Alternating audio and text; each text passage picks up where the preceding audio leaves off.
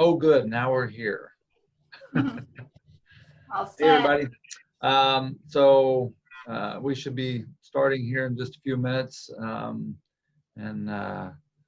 Between now and then, I guess we'll just sit and chat for a few and let everybody start to arrive and come on into the webinar. Yeah, we've got one attendee so far. Hi. Good boy. Theo. Oh, Kyle, how you doing, bud? You're stuck here for a while now. I just talked with a couple other people who are in your same boat, and I've got a client who is involved in the writing and changing of you guys' orders and all the paperwork that it takes to get you moved. And he's busy because of the pushback of everything till June 30th. So yeah, that's gonna be a tight one. Have you noticed, Ashley, fewer military buyers coming in, or? Yeah, a lot of people who were planning on being here sooner rather than later. So we've had some people hold off, and then a lot of people who were getting ready to get hired DOD because there's a travel ban for DOD employees as well. Yeah. So a lot of people that were planning on moving here to work at the base, both military and DOD, we've seen just a slowdown, but that's okay. We're ready to welcome when they get here. Yeah, we've got a couple of sellers who are in that. Yeah. 3 or 4 sellers at this point who are in that waiting game until that travel ban is lifted. So anyway. I want to welcome Athena and Connie. Hi, thank you for coming and joining us today. I got people joining in. Good. Started just momentarily.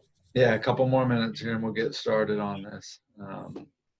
Meanwhile, I hope everybody's enjoying the rain. Where did that come from? We've been having a really nice spring, and now all of a sudden. Yeah, it was so loud last night, it woke me up. I kind of like it. Yeah. That's how you know you were born and raised here, when you're comfortable with the rain. Yeah. I don't know if anybody else had to get up and go clean their gutters this morning, but I did. All right, another minute or so here, and we'll let some other people join in.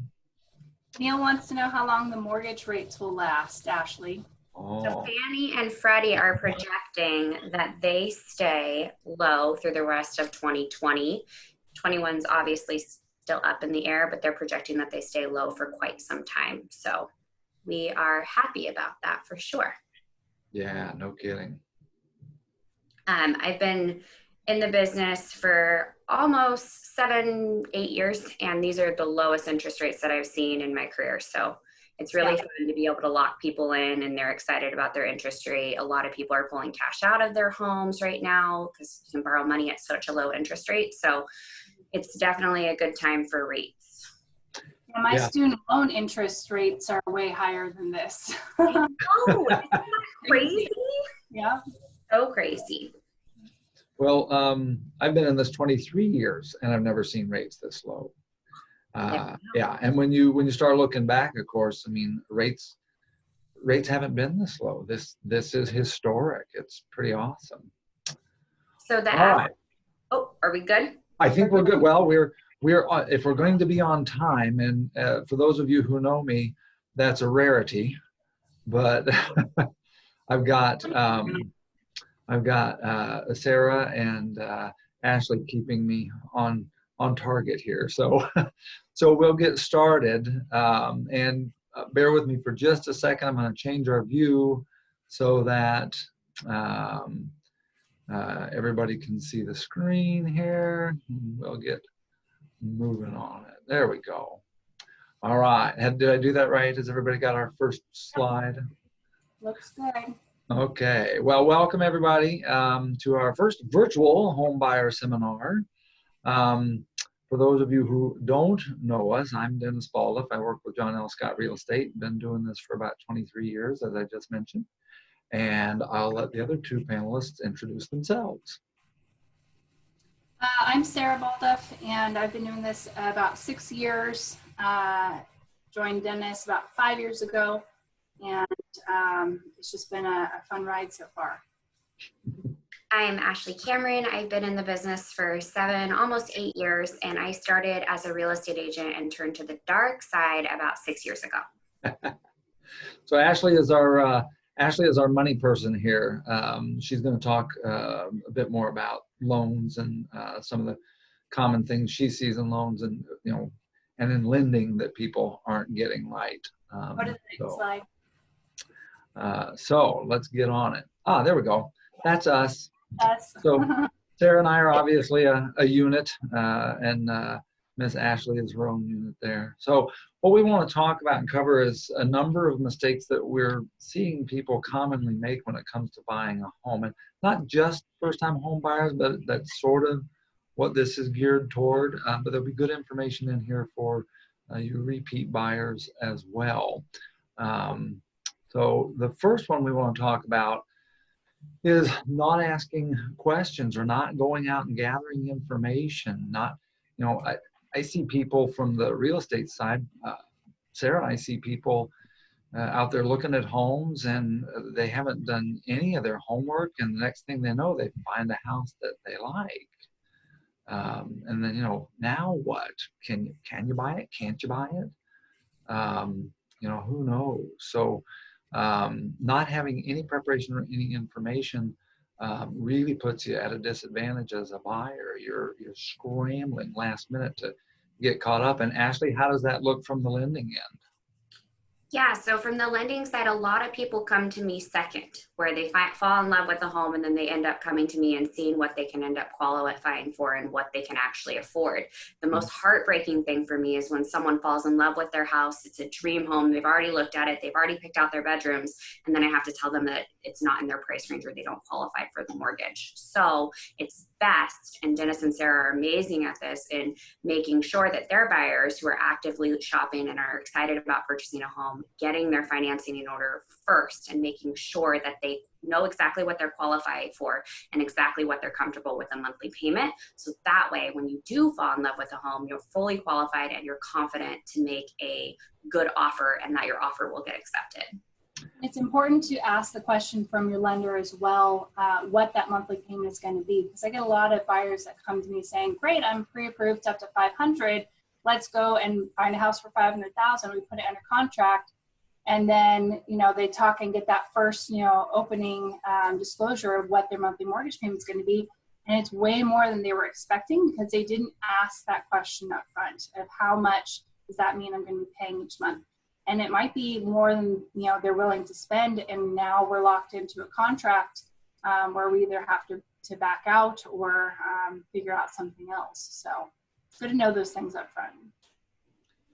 Yeah, not getting educated is incredibly costly to you as a buyer. And it just seems that I bet at least half the people that we start working with haven't really done any of that homework yet. And it works out okay in the end, but it just is a much smoother process if you get that information up front, if you get that that knowledge, so that sometimes you at least now know what questions to ask. So congratulations to all of you who are here, because this is part of that. It's gathering information, listening to people who have done this a lot and for a long time, so that you can get an idea of what to expect. It's real important. And I should mention, during this, we're going to give you sort of a bird's eye view of these issues that we're talking about. And everybody's situation is going to be unique. It's going to be different. So, throughout this, or at the end of this, if you want to set up a one-on-one consultation with us, that's what I recommend, either us or Ashley. And specifically, both of us, you should be talking to both your realtor and your lender before you get real active out there looking, just so you're better armed. But we would love to do individual consultations with you. At the end of this, we'll send you a link to our calendar. You can schedule up when it's convenient for you. And we can put you in touch with Ashley as well. Our phone numbers will be in that email, and you'll be able to reach out and make an appointment for a time that makes sense to you to get more detailed, more specific information just for you. So congratulations for starting right. And so other questions that people forget to ask are, assuming that they have to work on things, or that they don't qualify right now, or that they're not going to be able to, get that loan amount, and hold off and wait to talk to somebody because they're making assumptions and not asking the right questions up front when they're maybe a year out, or maybe you do need to work on your credit or improve things for a year. So you make assumptions about doing this thing, but the year mark, or whenever that is the time to talk to your lender and your realtor up front, because they're going to give you advice on what to do over that year period. Or maybe that year is only 6 months, but without talking to someone up front and asking those questions, you just don't know. Yeah, very true. And I would say to Ashley, I would bet that a lot of people show up thinking they can do one thing, and either they can do a whole lot less or they can do a whole lot more. Yep, it definitely goes both ways. I've had buyers come to me terrified that they're not going to qualify, end up having amazing credit, they just don't know, and qualifying wildly. And then I have buyers super confident that they're going to be able to get pre-approved, and there ends up being something on credit that they didn't know about, a judgment or a lien that we have to overcome. So like Sarah said, the sooner that you can talk to a lender or a loan officer, the better, because that way, if there's any hurdles that we need to overcome, we can do that prior to you falling in love with a home. Yeah, yeah. Good. So congratulations, you're here, you're getting informed, and you have an opportunity to get even better informed with us individually. So that's mistake number one, not being well enough informed and well enough prepared. So, so let's talk about mistake number two, waiting. I know I've had a number of people, I believe Sarah has too, lately talking about, well, I think I'm going to wait because of X, Y, Z, whatever that might be. And let's talk about some of those reasons. Some people are going to wait because they think the market's going to turn. Some people are going to wait because they think they want a larger down payment.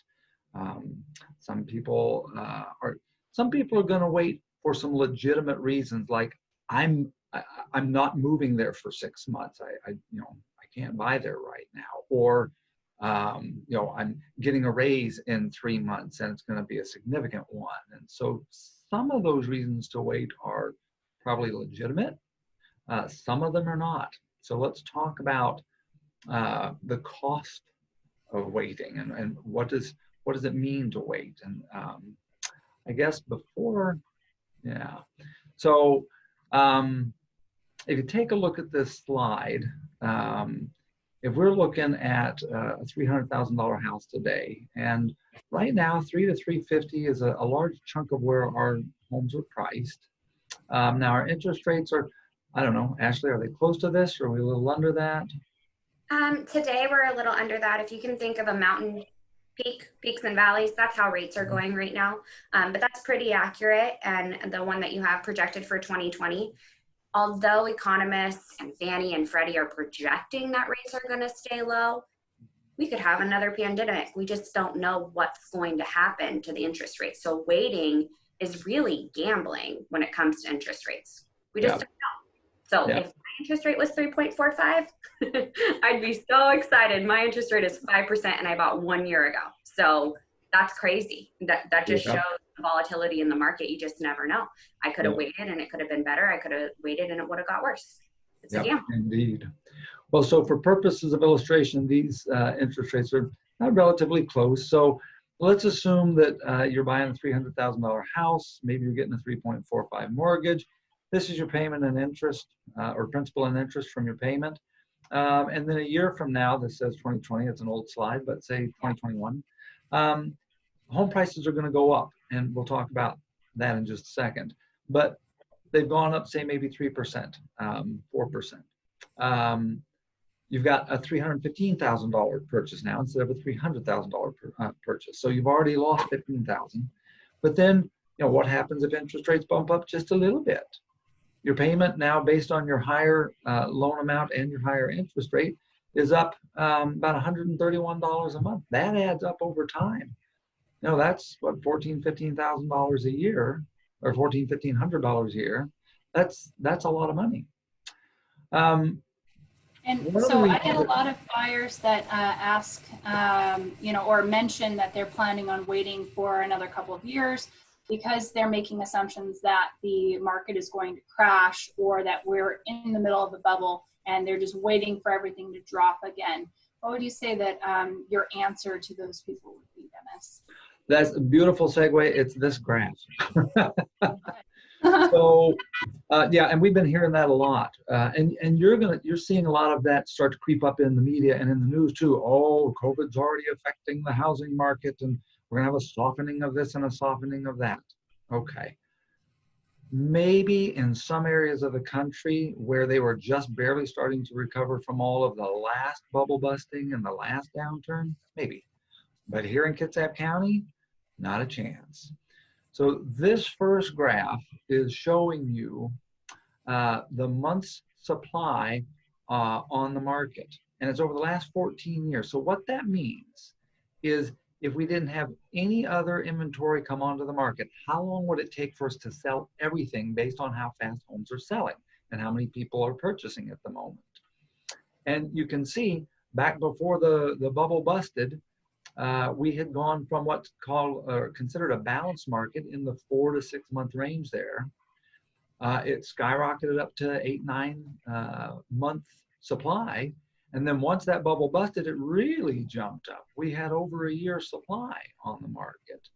Now that has been going down ever since. And that's over a 12-year period. Look at that month supply.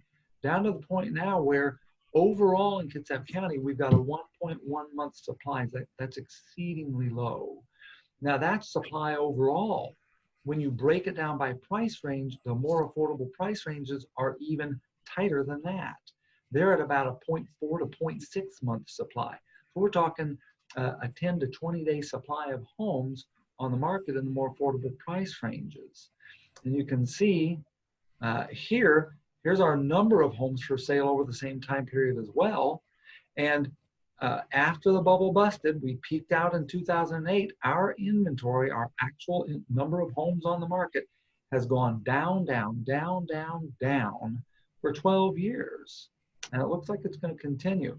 Here's a little tighter look at it over the last 3 years. You can see that we had a little bit of a short reprieve, or what we thought was going to turn into a reprieve between 2017 2018, but just didn't happen, and we have just dropped like a rock. So inventories are lower than I've seen in my 23 years by a long shot.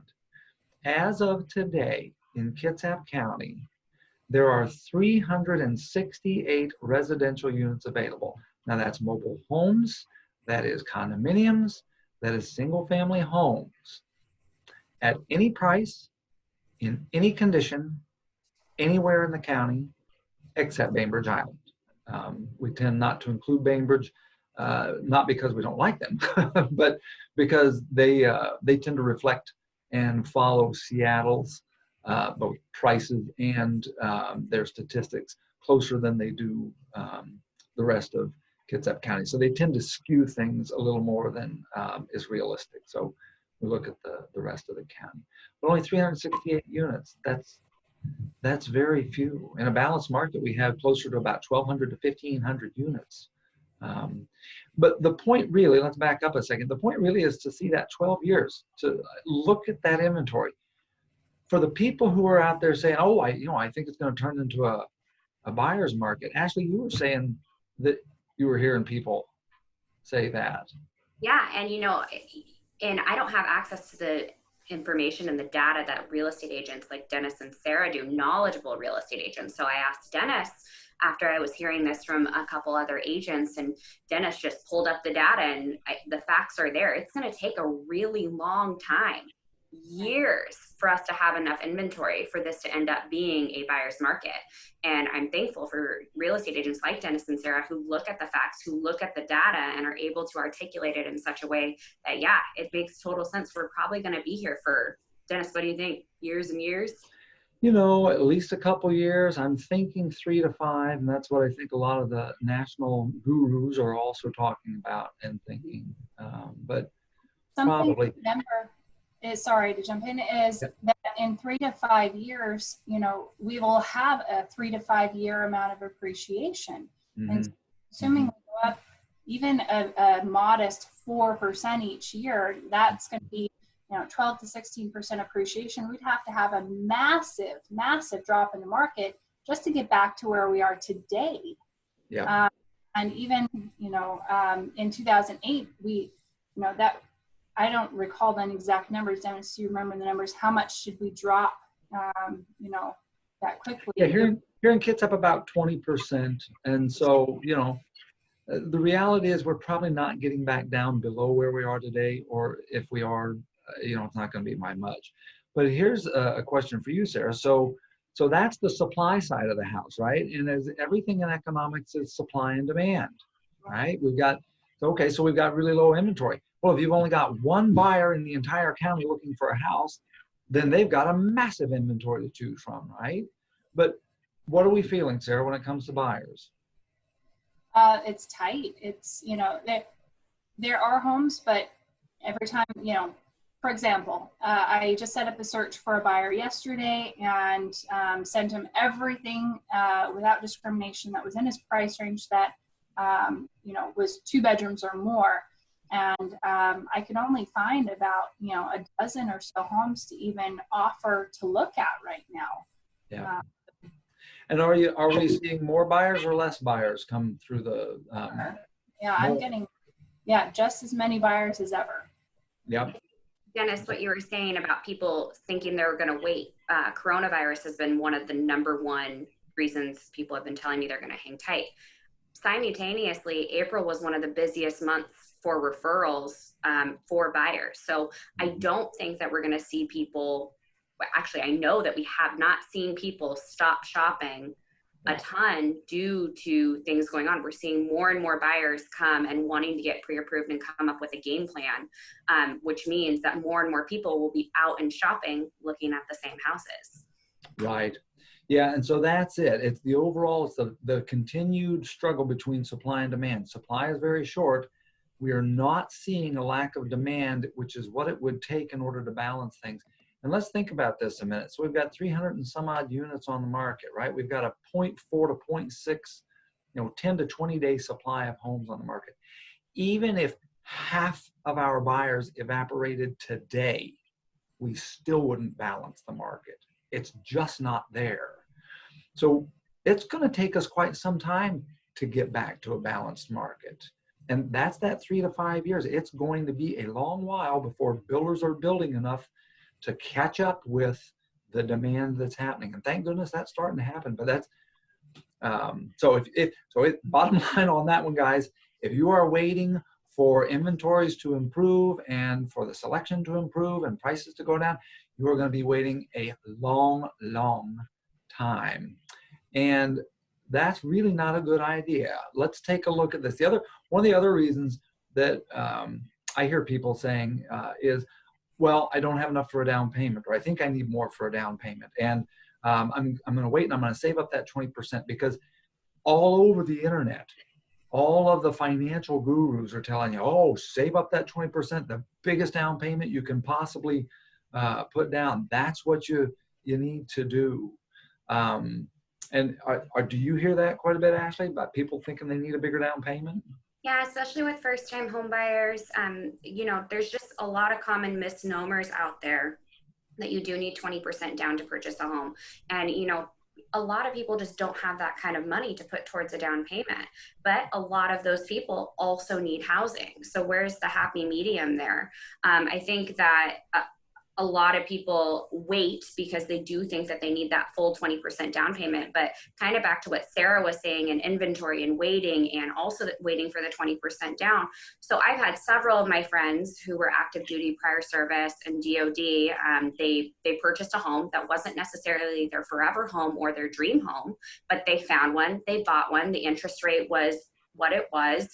They didn't have 20% down, but because they bought at the time that they bought, they gained the equity, which is what I'm sure you're jumping into here. Mhm. And then when they sold this year, they had so much equity, $100,000 in equity, they were able to put it towards their dream home at a lower interest rate. And it ended up being 20% down, and a home that they'll stay in with their kids through high school or forever for that matter. So these screens and these graphs are gold because it's true. Waiting does cost you so much money. And I'm kicking myself that I didn't buy a home when they did, because I don't have 20% to put down now, but maybe in a couple years. But it definitely makes sense. It does not make sense to wait. Yeah. Stepping stones. So, and Sarah and I have seen that as well. People thinking, oh no, I've got to have this much down payment. And we live in a community full of military and people who have VA loans available to them, which is great. And most of those people understand, look, I've got a zero down option, which is great. But for those who aren't a zero down option, I mean, there's FHA loans at 3.5%. There's conventional loans at 5%. Or And 3%. then, what's that? Or 3%. Or 3%, that's true, yeah. Or there's the USDA loan at 0%. So we'll get more into those in just a sec, but I want to try and quickly go through this to sort of explain what it's telling you when it comes to waiting. So if you think you're going to follow the financial guru's advice and wait and save up that 20%, let me run you through what that means for an average house in our area. Our average our median sale price is $360 some, $380 some. So I did this based on a $350,000 house purchase. Okay. Now, if you buy now with an FHA 3.5% down loan, and we've rounded to the nearest thousand on these numbers, then you're going to put $12,000 down. Okay. How long is it going to take you to save up for that? Well, let's assume you can put away a couple $1,000s a month. That's a lot. Some people can put more, some people can put less. Let's say a couple thousand a month. It's going to take you about 6 months to get there. Okay. But if you're trying to save 20% down, which is, well, at $350,000, that's $70,000. It's going to take you 3 years to put down that down payment. So in the meantime, what's happening? Well, if I buy today with the FHA loan, I immediately have about $12,000 in equity because I put it down. If we assume a reasonable appreciation in home values, and the average is about 3.5 to 3.7 per year historically, if you go back many, many years and do the average, you're at about 3.5% a year. So that's what I use. So if we use 3.5% appreciation in the home value each year, and then we look at how much principal you're going to pay off each year, because as you make your home payment, part of what you're doing is paying down your principal. And at these interest rates, you actually pay a good chunk of principal each time. So with those two combined, after 1 year of ownership, between the appreciation in the value of the house and what you paid off, you now own $31,000 of equity. At the end of year 2, you now own $50,000 worth of equity. You've gained about $25,000 in equity from the price appreciation, and you've paid off a good chunk. You paid off about 25. So you've got $50,000 worth of equity sitting there. At the end of year 3, you've now got $70,000 worth of equity. And here's the point at which you could put down that $20,000 or 20% rather of down payment had you been saving a couple $1,000s a month. Now, mind you, meantime, down here, you've been paying about $14,000 a year in rent. That's about $1,200 a month or so, right? For 3 years, you're saving. Yeah. So if you buy the house, you're not paying that, which means you just saved another $43,000 plus dollars. And if you really want to, you could put that into your loan, because if you're paying rent and trying to save up your 20%, you're doing both already. You could take both of those and put them on your loan if you want. So at that point, if you did that, I mean, you'd have over $100,000 worth of equity in 3 years, just like that. Now, the flip side, you wait, you save up your $2,000 a month, you hit that 3-year mark, and now you're going to buy the house at $388,000, not at $350,000, because you didn't buy back then, and the prices have gone up. And we're going to assume that interest rates don't go up, that they're the same, right?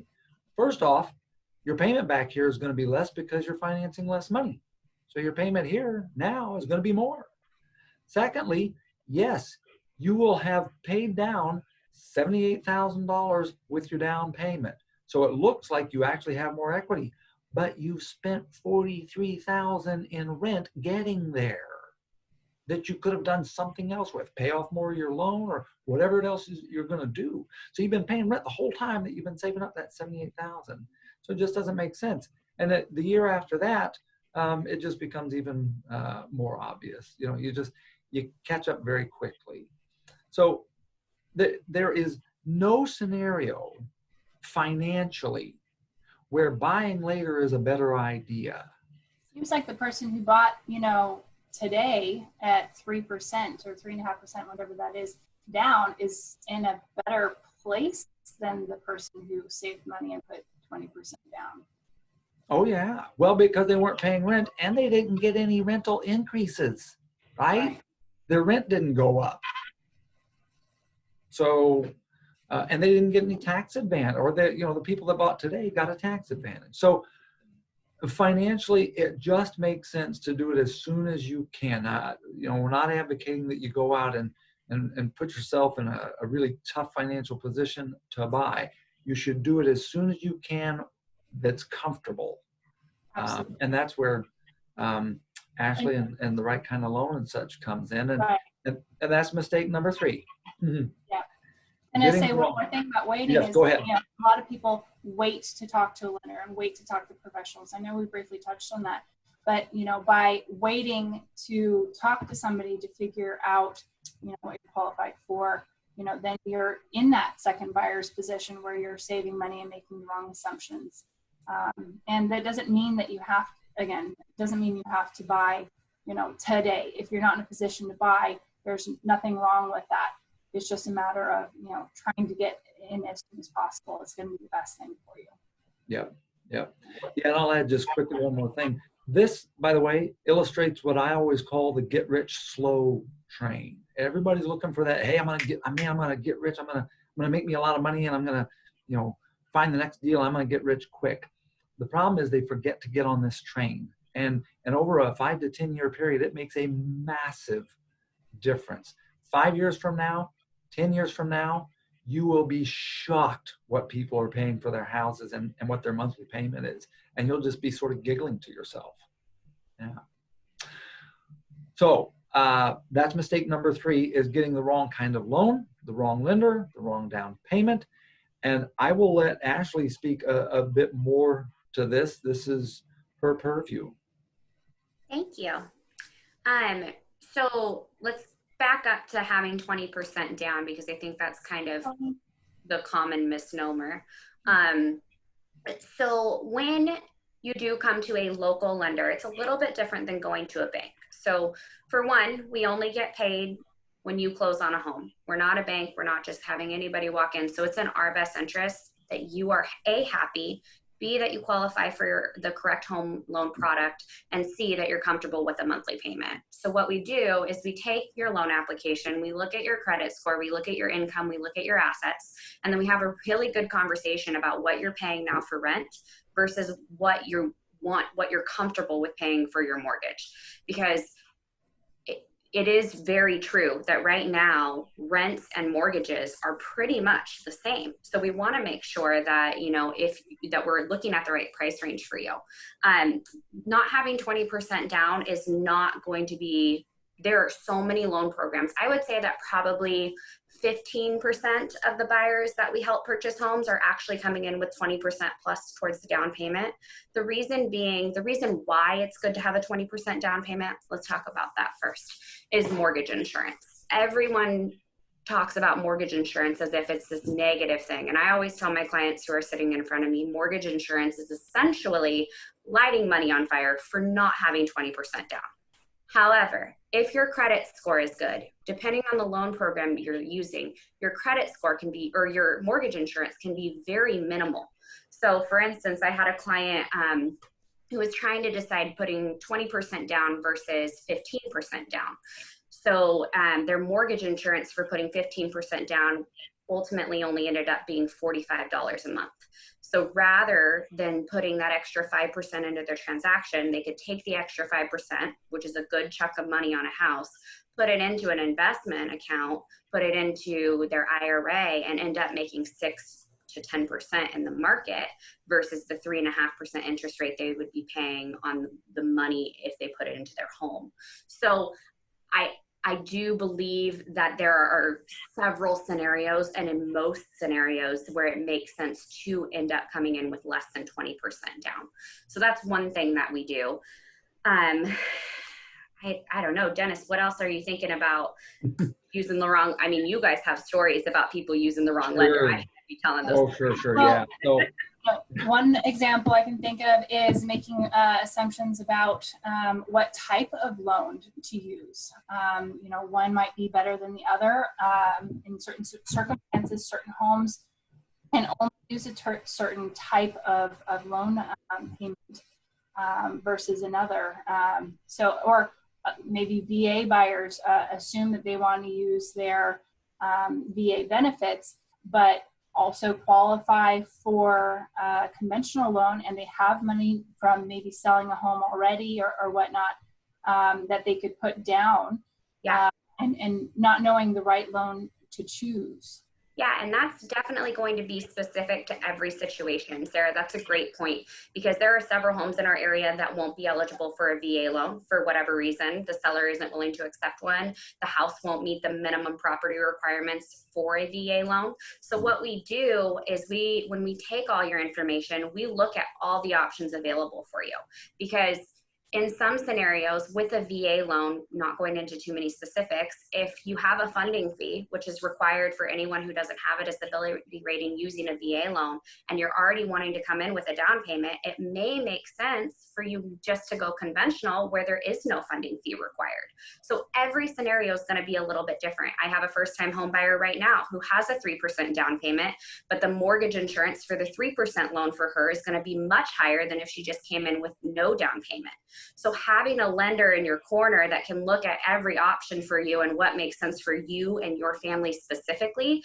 Purchasing a home is not a cookie cutter deal, people. I think the reason why I love my job so much is because every single mortgage I do is different, and every single home loan is a puzzle that I get to put together. And then I also get to work with the buyer to make sure that they're most comfortable with the end game and the plan that we come up with. So working with someone who's been through several processes, who knows the market, who knows the agent on the other side of the listing, that is going to help get your offer accepted, because when Dennis and Sarah see my name on a pre-approval letter, it's much more likely to get accepted than a big bank where they don't know the lender, they don't know their process, they don't know what's going on or what's happening, because they know that local lenders such as myself have vetted the client. We've looked at documentation, we've run through all scenarios, and know that the buyer is comfortable with the monthly payment associated with the purchase price of the home. yeah, absolutely. We actually had that scenario just recently. We had a buyer who we were in competition with 6 other buyers, and that's pretty common these days. We were not the highest bid on the home, but I know the agent, they know me, and my buyer was using a local lender. And the other 2 purchasers that were offering more than us were not.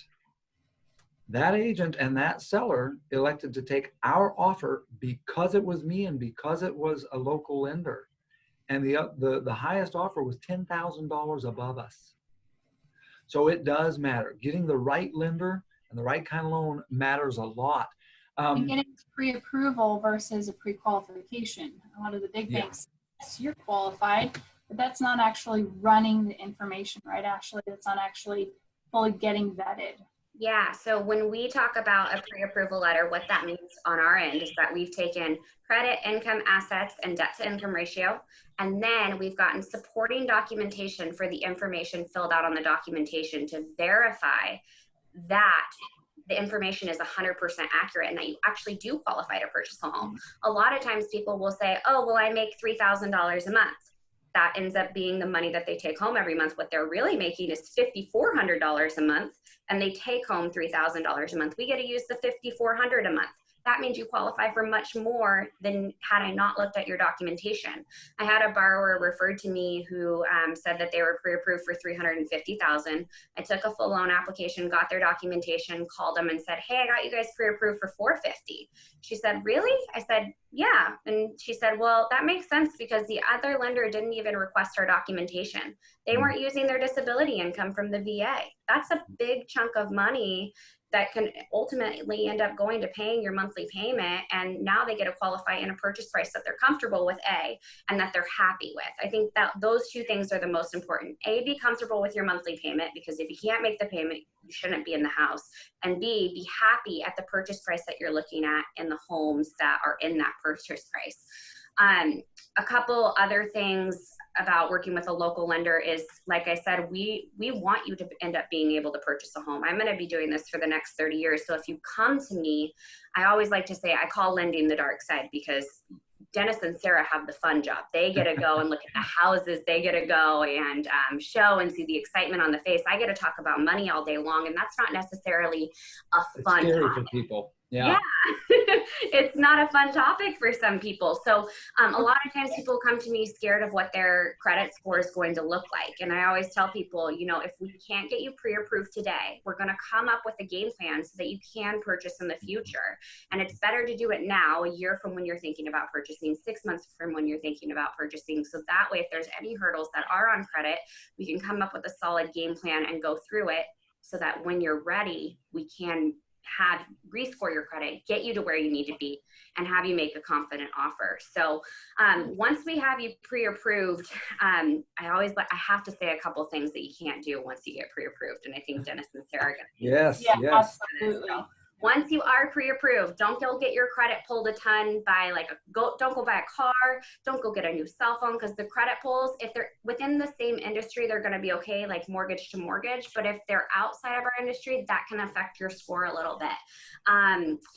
Don't buy a BMW. I had a client, we actually had a mutual client that had to go and return their BMW because they actually didn't end up qualifying for purchasing at the time after they had bought the BMW. They did before right in the the middle of a transaction, huh? What'd you say? Right in the middle of a transaction. Oh yeah. Yeah, right. It was about 2.5 weeks before closing. I got a call from the lender and said, the so-and-so's just bought a brand new BMW. I said, what? and we had that conversation, both of us, with you and me. But it's the puzzle, right? It's but they still went and did it. They just, got caught up in the moment. So that watch out for that one. And then speaking of cars, if you're going to be selling a car to put it towards the down payment or towards closing costs, we need to document everything. So before you sell anything, buy anything, talk to your lender and make sure that it's going to be okay, that you're still going to qualify, or B, that we can still use the money that you're selling or transferring or converting. I had someone convert a ton of gold and put it into their bank account. We have to track everything that goes into your bank account so that we can make sure that you're not laundering money. That you're not a drug dealer buying a house. Right. My whole job as a loan officer is to prove to the underwriter that you're going to make your first payment.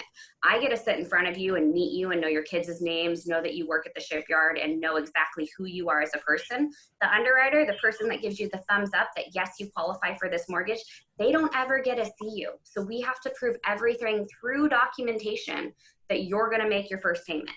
So documentation for us can be a bit overwhelming, but we're happy to help you walk through it.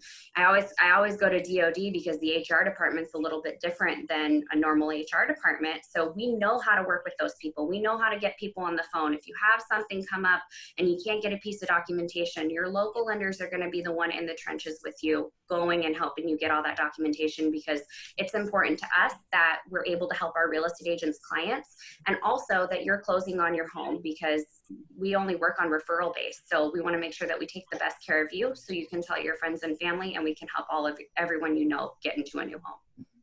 Yeah, actually, so you have to have all that information anyway during the loan. Doesn't it make sense to get it all together ahead of time? And so that when you're in the middle of the home purchase, when you're trying to pack up your entire household in boxes for moving day, because it's now all of a sudden 3 weeks away, to not have to go and try and dig out all of those documentations and everything is Is that right? Sarah, and I love my clients who come to me with all of their documentation up front in pretty folders. We're totally fine with piecemealing too, but the whole lending process, it's a big deal, especially since 2008 and 2009 when everything, you know, Right. when all the lending changes happened.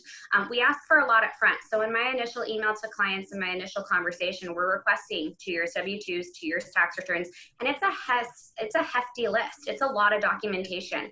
So although we don't need it all up front to get pre-approved, it is so good if you can have it all up front. That way, Sarah, we're not looking for that 2018 W-2 where we worked at a job for 6 months and it's just minimal, but we still need it in order to close the loan. So requesting documentation up front is something that me and my team pride ourselves on. That way, there's no hiccups further down the line in the process, because A, closing the home is most important, and number 2 is closing on time. So Yeah. And I'll piggyback on that. So not only is it important for those reasons, but think back to our conversation about being in competition and the inventory or lack thereof. As a buyer, if you want the best chance at getting the house, and there are a lot of things other than price that make a difference to a seller, as I just illustrated with my previous story. So getting your loan in order and having a local lender who is able to talk to that other agent and tell them point blank, no, I've already got all the documentation from this person. That there's some strength in that. It makes a difference to you as a buyer whether or not you're going to win that competition.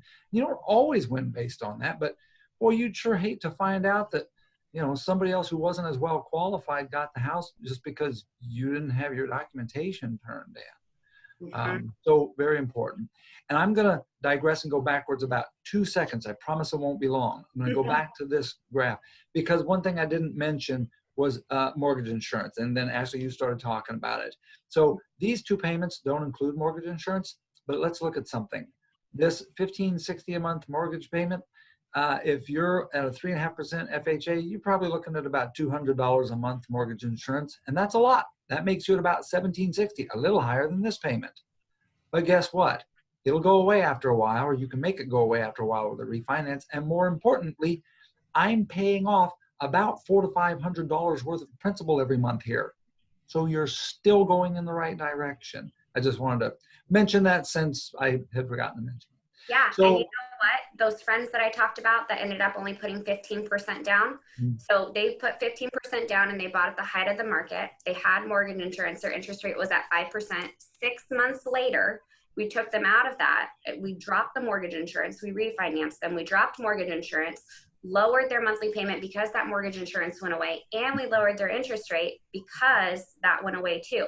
But the good news is that they had already bought the house. If they had waited 6 months, that house would have easily been, I don't know, they bought in 2018 to 2000. It was at the top of 2019. It could have been $30,000 to $40,000 more at that point, just because of the way the market had gone. So they bought at the right time. They came in with a lower down payment. We refinanced them out of it. They had no out-of-pocket costs or fees for refinancing.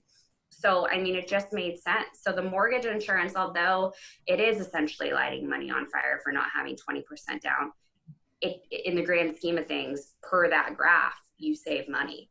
Yeah. You know, most people refinance like once every 5 years, 6 years, something like that. The average life of a loan in the United States is 5 to 7 years, roughly. And most people move once every 7 years. It's a bit longer nowadays, maybe once every 8 years or so, but you know, that's not going to last forever. Yeah.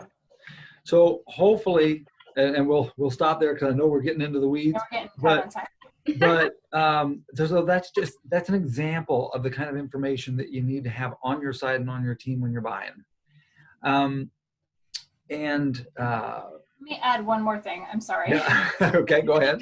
So I get a lot of people saying, I don't want to talk to a lender yet because I don't think I'm ready, or I don't want them to pull my credit scores because I'm pretty sure they're low at this point. But you know, I know I need to work on them, and I don't want them to pull it because it'll drop my credit score. But Ashley, what do you say to people who need good advice, who should be talking to you but are afraid to because of those reasons? So I usually draw a picture, and I can post it somewhere, but it's a circle, it's a pie chart. So credit pulls end up only making up about 10% of what actually affects your credit score. So if your credit score is actually not lendable, you got something way bigger than that little tiny 10% going on for credit pulls. So when we pull credit, what we do is we look at all three trade lines. We look at Equifax, TransUnion, and Experian, and then we use the middle score for your qualifying score. So that's the score that we use to determine if you qualify, your eligibility, and your interest rate, and a bunch of other factors. So when we're looking at a credit report and the scores are low, what we do is we end up running a simulator that shows us, okay, they're here right now. We need them to be here. What can we do between now and when they're ready to purchase to get them to the score that we need them to be at? And then we outline a very clear path of what that looks like and what those steps are to get there. So, I mean, you can try to do it on your own. I don't even really begin to understand the way that credit algorithms work. That's way above my pay grade. However, I do have systems in place, and I've seen enough credit reports to know, okay, well, if your credit card is at $2,000 and you're maxed out, let's pay that down a little bit, and that'll help boost your credit score up a little bit. So having a plan in order versus trying to do it on your own, the 10% that the credit pull is going to affect your score, that's nothing. Yeah. So do it. Yeah, and that's sort of the same with all of this. Trying to do real estate or real estate loans on your own. Yeah, you can get a lot of information online these days, but there's a lot of it that's wrong. That's just dead wrong. There's some of it that's not quite right, and there's some of it that's just flat wrong. Or not. And that's sort of that's our next topic. Listening to the media, listening to your coworkers, getting bad information. If they can't explain to you why or show you why, and give you not just this bird's eye view, but if they can't dig in and give you the details about why, then you need to start listening to somebody else. If they don't go ahead. Sorry. Everything is so specific to a situation like Ashley. You know, your coworker might have some good information in like a grand scheme of things, but specifically to you, do you really want to share your personal financial details with your coworker? Every situation is different. So talking to an agent, talking to a lender way ahead of time, and not listening to your friends who, you know, bought 5 years ago and the situation was completely different is so key. Which is why making an appointment for a one-on-one conversation, you know, afterwards is going to be so important. So don't forget about that. Sure. And just in case you're worried about it or wondered about it, I mean, you're hearing us tell some anecdotal stories. You'll notice we're not mentioning any names. We're required to hold your information confidential. We're not going to go spreading your name and your details around. So if you're a little concerned about something that may be on your credit report or whatever, don't worry about it. We are here for you. We are here to help you get down the road sooner versus later so that you can start building that wealth and get on that get rich slow train. And I promise we've seen it all. Oh yeah. So one story I will say real quick is especially pertaining to this COVID situation. You know, at the beginning of this, we had a lot of questions going around and rumors going around about lending, you know, about what's going on with the market. Is anybody actually lending? And I had someone come to me from the shipyard tell me that their coworkers at the shipyard said, oh, no one's lending right now. You can't buy a house. And, you know, which is completely not true, right? Ashley, have you stopped lending at any point? No, in fact, these last 2 months have been some of the busiest of my career. Wow. So, yeah. And a lot of what's happening in the background with the mortgage-backed securities that you're hearing about in the news, and this is where all the inflammatory bad information comes from. Oh, you know, the servicers are going to all go bankrupt and they're not going to buy any more loans, and so the lenders are going to stop lending. And you know, I had the same thing happen that Sarah did. I had a client say to me, "Oh, you know, Chase just stopped lending. Period." Well, it wasn't true. What they had done is they had put a kibosh on jumbo loans for a period, and they were the only ones. And then other lenders started having problems with jumbo loans. That's jumbo loan.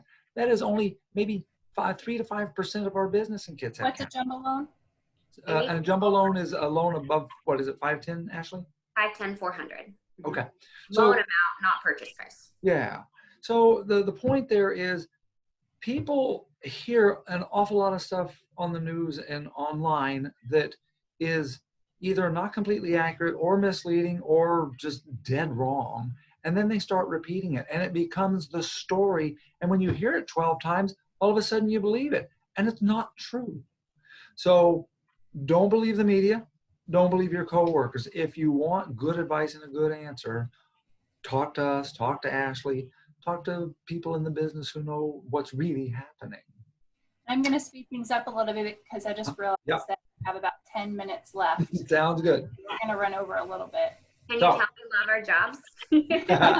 We could So- talk about this all day long. So another thing that we are seeing from time to time is, and I think it goes back to people's mindset, believing that, oh, it's going to become a buyer's market. Oh, you know, nobody's lending, therefore, blah, blah, blah, is thinking that they're going to make a low ball offer. Now, knowing what you know about inventory that we went over, knowing what you know about the demand and hearing how much loan activity is happening and so on, how many buyers are really out there, do you really think you're going to be able to make a low ball offer? So have it in your head. If you're a buyer, you are not in control today. The sellers are. It doesn't mean that you're going to have to pay their price or pay above, although that happens at least half the time, probably a bit more. But you're not going to come in, you know, 10, 15% low. It's not going to happen. It's not going to work. We can help guide you based on how long has the house been on the market. What do we think about the price? We can show you comparables to show you what similar homes have been selling for so that you feel comfortable in understanding where the value is. And we can maybe make an offer that's a little bit low, depending. And if we're not in competition. On the market for a little while, they overprice it to begin with. You know, there's some situations where you can, but it's not going to be every single house. Yeah. So Sarah, out of the number of deals that we've approached this year and either written the offer for or been the listing agent on, about how many is that we've done now?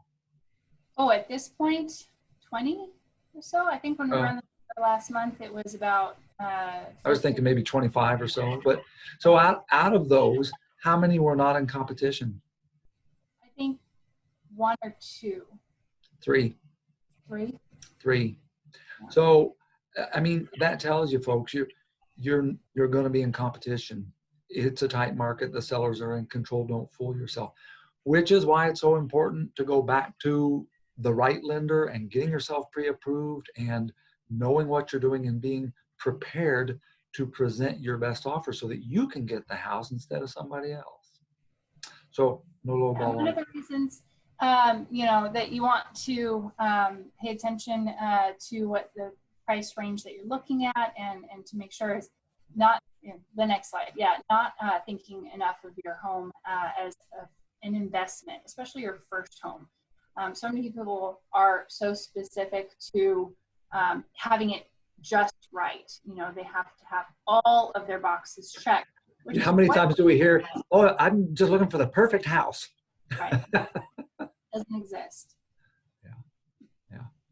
Yeah. And since it doesn't exist, what we try and help people focus on is finding a good home in a good area that fits their needs well, that they like.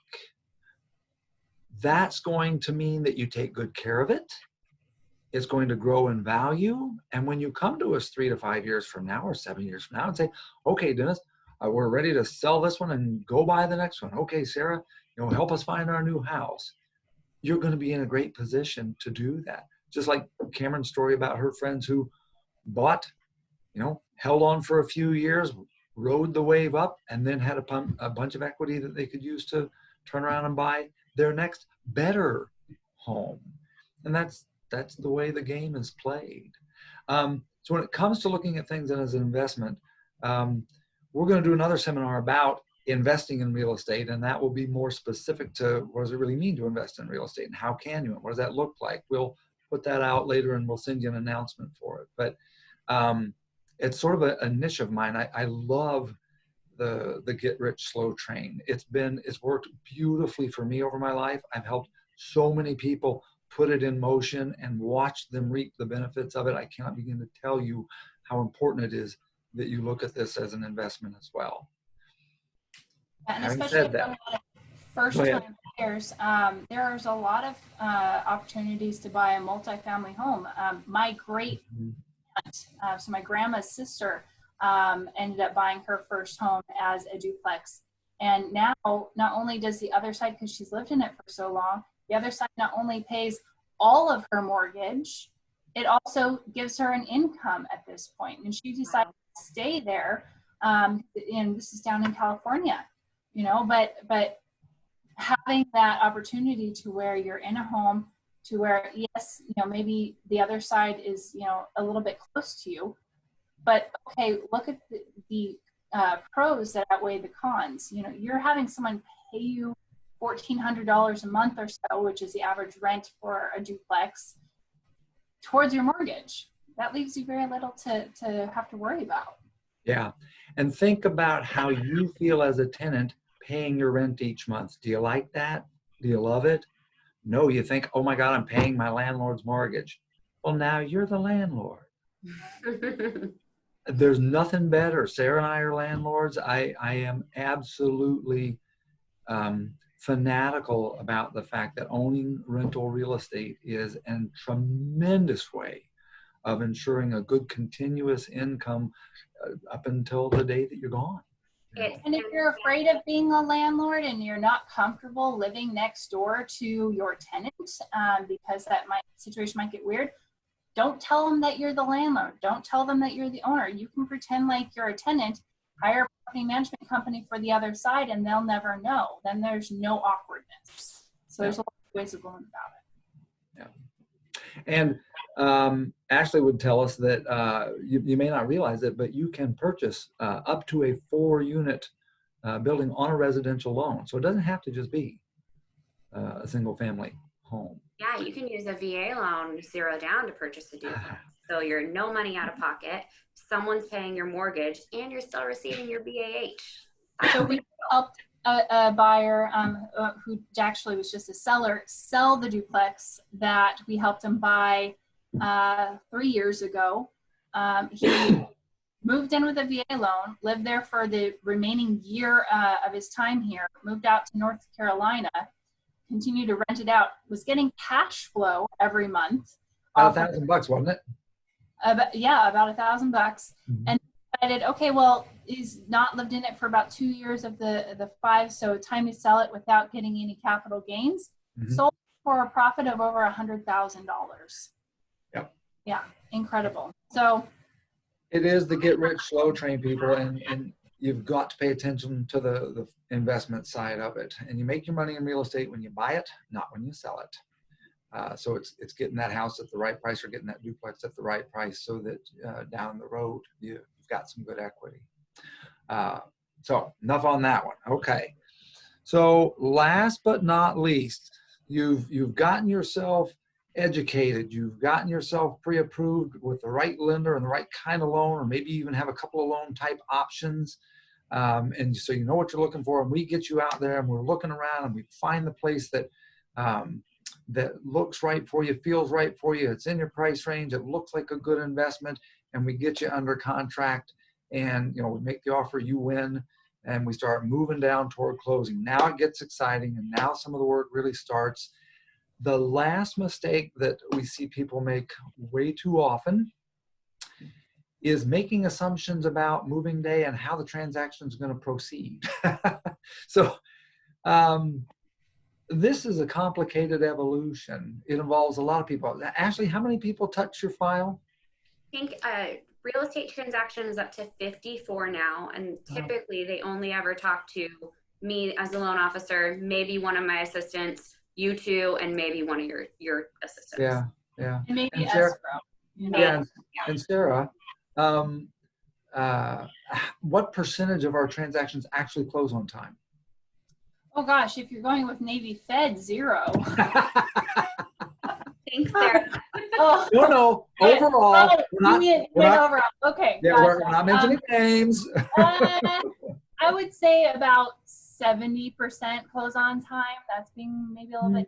I was thinking maybe about 60%. So, yeah. but we're right in there, which tells you that the others don't. And oftentimes it's for reasons that are beyond anybody's control.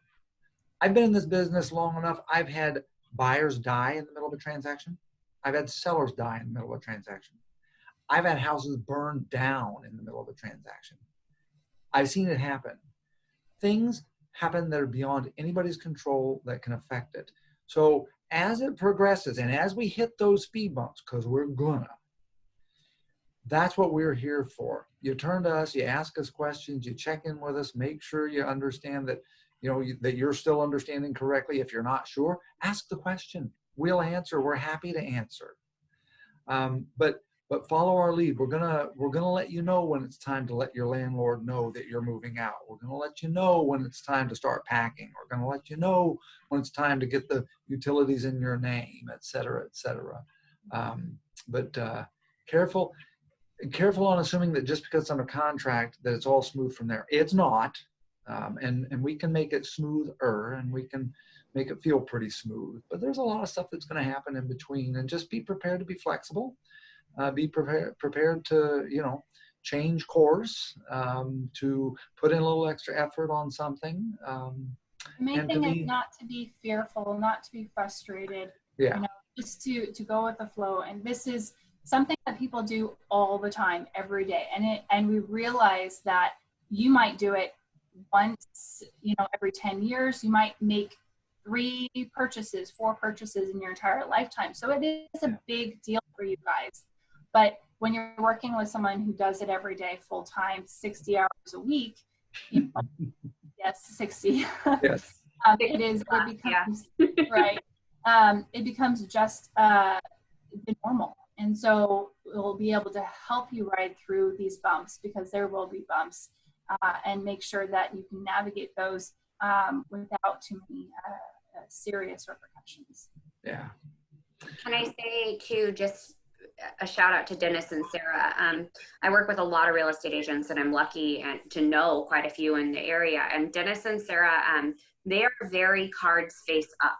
Everything that they just went through with you, that's not necessarily information that any real estate agent would give you. So having someone on your side who's honest up front, gives you the pros and cons of every situation, is absolutely key, because like Sarah said, purchasing a home is a very big deal. So have people in your corner that are going to be honest with you, give you the facts, show real detail. That's going to be huge. Yep. And I'll flip that around and say the same thing's true of lenders. We work with a lot of different lenders. We're not always representing the buyer, and the buyer often comes to us from another lender that they've already qualified with, and so on. So we get to deal with a lot of lenders. There are only 2 or 3 in the county that I actually will recommend, and Ashley is right up there in the top. So you've got to have good people. And here's the real kicker. You've got to be comfortable with them. As a buyer, if you are not comfortable with your broker, if you are not comfortable with your lender, find a new one. And even if that's us, it's too big a deal. There's too much money. It's too complicated. You need to feel comfortable trusting the person you're working with. And if you can't, find somebody that you can. All right, and so we've gone over the hour. I thought we would be 40 minutes. Ha ha. But thank you everybody for coming and showing up. Hope you enjoyed it. We certainly did, and we'll be doing it again. Go to the next slide. Please reach out to us and schedule an individual consultation. We'll send you some information about how to do that. But would love to talk with you about your specific needs, your specific wants, and help you get there. It's what we do, and it's actually what we enjoy doing. Can you go to the next slide, please? We got a sign off. Dun, dun, dun. So there's some information. That's our contact information. We will be sending you an email link if you want to do a one-on-one with us and just want to schedule directly that is within your schedule. Look for that follow-up email. And if it doesn't work this week and you don't want to use that calendar app, this is our contact information. You can call us anytime of the day, weekends, evenings. None of the 3 of us keep hours specifically, so you're free to reach out at any time. Whatever works for you. Fine too. And you're free to share this with your friends. We'll be doing more of these. And so if you know somebody who could use this information, please share that with them, and maybe they'll catch the next one. We'll fine tune it, and next time we'll be a little bit more on schedule for you. We'll be a little shorter. Thanks, everybody, and we'll talk with you soon.